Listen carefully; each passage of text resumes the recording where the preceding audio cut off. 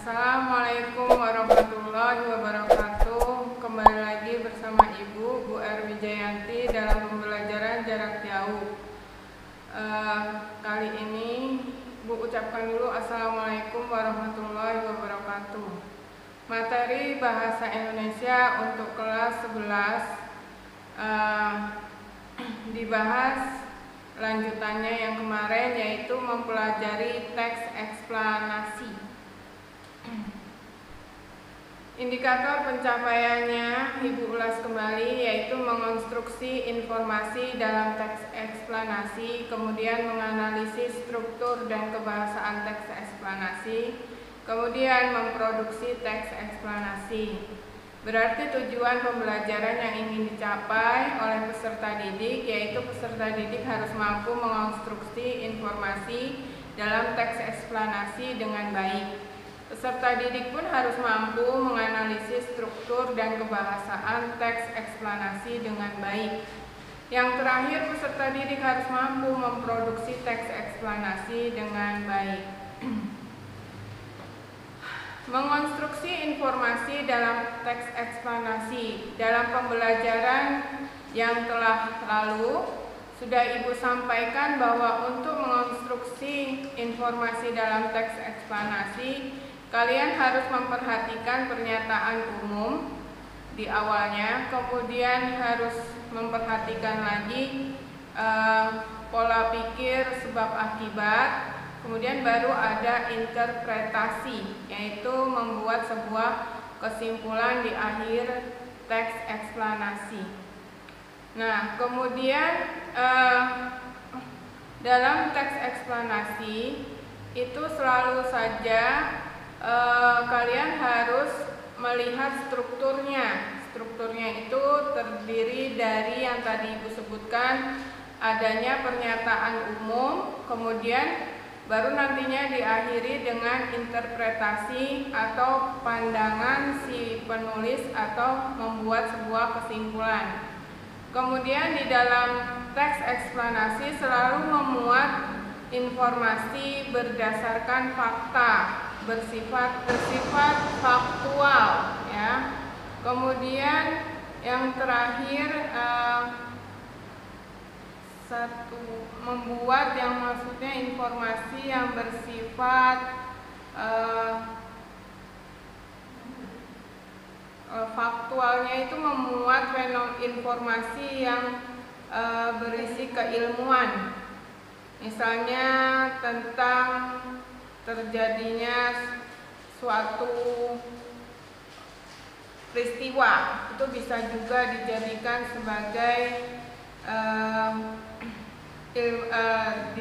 sebagai patokan kita untuk menambah pengetahuan bagaimana bersikap lebih waspada akan sesuatu hal yang akan terjadi. Kemudian contoh teks eksplanasi beserta bagian-bagian pokok teksnya. Banjir misalnya merupakan fenomena alam yang bisa terjadi di suatu kawasan yang banyak terdiri oleh aliran air sungai. Secara sederhana, banjir itu bisa didefinisikan sebagai hadirnya air di suatu kawasan luas sehingga menutup semua permukaan bumi kawasan tersebut. Dalam pengertian luasnya, banjir juga dapat diartikan sebagai suatu bagian dari siklus hidrologi, yaitu pada bagian air di permukaan bumi yang bergerak ke laut. Itu adalah bagian pernyataan umum. Kemudian ada bagian deretan penjelas. Di daerah tengah umumnya merupakan daerah pegunungan, kaki gunung atau kaki bukit. Alur sungai melebar dan potongannya melintang berbentuk huruf U. Dan selanjutnya itu bagian-bagian deretan penjelas dari teks eksplanasi yang bertema banjir. Di daerah hilir itu bagian interpretasi atau bagian kesimpulan. Di daerah hilir umumnya merupakan daerah dataran alur sungai lebar dan bisa sangat lebar dengan tebing sungai yang relatif sangat rendah dibandingkan lebar alur. Alur sungai dapat berkelok-kelok seperti huruf S yang dikenal sebagai minder. Nah, seperti itu. Itu adalah paragraf terakhir yang biasanya merupakan bagian kesimpulan dalam teks eksplanasi berjudul banjir. Kemudian kegiatan 2 yaitu menyajikan hasil teks eksplanasi. Ya, kegiatan 2 yaitu menyajikan hasil teks eksplanasi. Selain menyajikan teks eksplanasi, kamu harus mampu yang namanya memberikan komentar atau mengomentari pekerjaan hasil orang lain. Dalam berkomentar bisa dibagi menjadi 2, yaitu berupa kritikan atau berupa penolakan, dan juga bisa berisikan dukungan atau pujian terhadap teks eksplanasi yang akan kamu komentari. Contohnya ada teks eksplanasi yang berisikan kritikan atau penolakan. Contohnya, nah itu garis-garis kebiasaan kita itulah gara-gara kebiasaan kita membuang sampah di sembarang tempat, sehingga selokan itu menjadi meluap dan akhirnya banjir. Kalau sudah begini, siapa lagi yang akan disalahkan? Pastinya itu salah kita sendiri yang membuang sampah secara sembarangan. Jadi di sini maksudnya atau maknanya kita dilarang membuang sampah secara sembarangan dan harus membuang sampah tersebut di tempat yang benar agar musibah banjir itu tidak terjadi lagi. Nah, itu berisikan kritikan atau penolakan. Kemudian yang contoh kedua, berisikan dukungan atau pujian terhadap teks eksplanasi, yaitu contohnya, untungnya gempa itu tidak terjadi pada malam atau dini hari. Syukur pula para warga tidak panik sehingga mereka dapat menyelamatkan diri tanpa ada yang terluka. Kejadian itu harus menjadi pelajaran bagi kita tentang cara menghadapi musibah, khususnya musibah gempa. Contoh di atas itu adalah merupakan bentuk komentar terhadap isi suatu teks eksplanasi tentang berlangsungnya atau terjadinya suatu kejadian. Berdasarkan contoh itu, komentar dalam teks eksplanasi diidentifikasikan sebagai ulasan atau tanggapan atau respon terhadap sesuatu yang didengar atau dibaca, dan khususnya ini berisikan dukungan. Kemudian menganalisis struktur dan kebahasaan teks eksplanasi. Setiap teks, apapun teksnya, itu adalah setiap teks atau apapun teksnya pasti memiliki unsur kebahasaan yang jelas berbeda-beda. Demikian pula dengan teks eksplanasi. Kalau untuk teks prosedur, diidentifikasi kebahasaannya itu lebih banyak menggunakan kalimat perintah atau kalimat imperatif.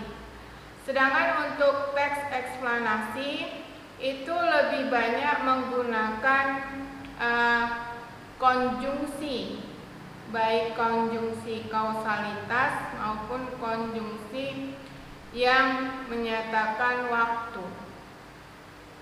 Mengidentifikasi, ada kegiatan pertama yang harus dilakukan pada saat menganalisis struktur kebahasaan teks eksplanasi, yaitu teks eksplanasi memiliki struktur buku sebagaimana halnya jenis teks lainnya. sesuai dengan karakteristik umum dari isinya. Teks eksplanasi dapat dibentuk oleh bagian-bagian berikut ini. Pertama, ada identifikasi fenomena, yaitu mengidentifikasi sesuatu kejadian yang akan diterangkan. Hal itu bisa berkaitan dengan fenomena alam, sosial, budaya, dan fenomena-fenomena lainnya yang ada di lingkungan kita. Kemudian ada penggambaran rangkaian kejadian. Nah, itu memerinci proses kejadian yang relevan dengan fenomena yang diterangkan sebagai pertanyaan atas kata tanya, bagaimana dan mengapa.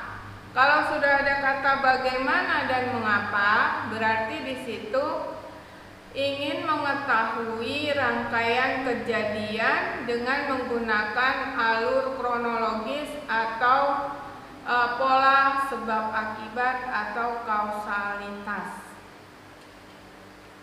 Berdasarkan kaidah kebahasaan secara umum, teks eksplanasi sama dengan kaidah pada teks prosedur sebagai teks yang berkategori faktual atau non-sastra.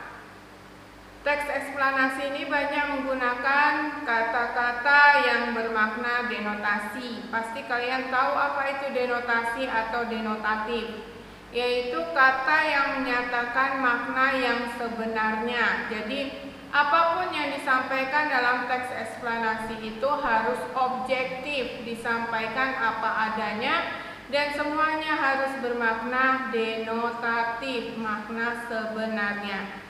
Sebagai teks yang berisi paparan proses baik itu secara kausalitas maupun kronologis, teks eksplanasi menggunakan banyak konjungsi, yaitu konjungsi kausalitas. Antara lain ada kata sebab, karena, oleh sebab itu, oleh karena itu, sehingga. Semuanya itu menyatakan sebab akibat yang berisikan sebuah alasan.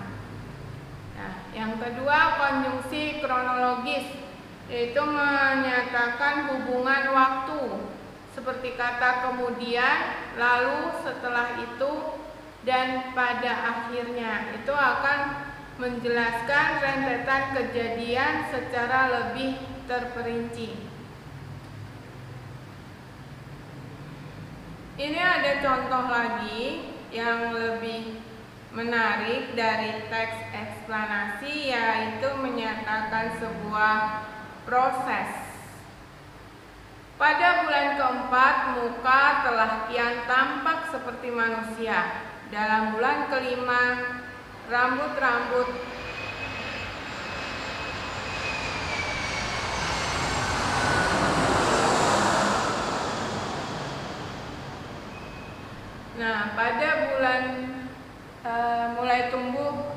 pada bulan kelima, rambut-rambut mulai tumbuh pada kepala. Selama bulan keenam, alis dan bulu mata timbul. Setelah 7 bulan, terus mirip kulit orang-orang tua dengan kulit merah berkeriput. Selama bulan ke-8 dan ke-9, lemak ditimbun di bawah kulit sehingga perlahan-lahan menghilangkan sebagian keriput pada kulit. Kaki membulat, kuku keluar pada ujung-ujung jari. Rambut asli rontok dan terus menjadi sempurna dan siap untuk dilahirkan. Nah, itulah embrio atau bayi yang akan dilahirkan. Kemudian nanti kalian membuat keterangan tentang apa yang sudah kalian tulis tentang teks eksplanasi. Kemudian kalian bisa memberikan kesimpulan atau komentar terhadap teks tersebut seperti contoh yang sudah Ibu berikan. Kemudian ini ada latihan, kerjakanlah secara kelompok atau individual. Tulislah masing-masing 5 contoh kalimat yang menggunakan konjungsi kausalitas dan kronologis dan juga yang berketerangan waktu. Demikian yang Ibu sampaikan kali ini. Tolong dipelajari dan juga tolong jaga kesehatan. Semoga apa yang Ibu sampaikan di sini bermanfaat bagi kalian. Assalamualaikum warahmatullahi wabarakatuh.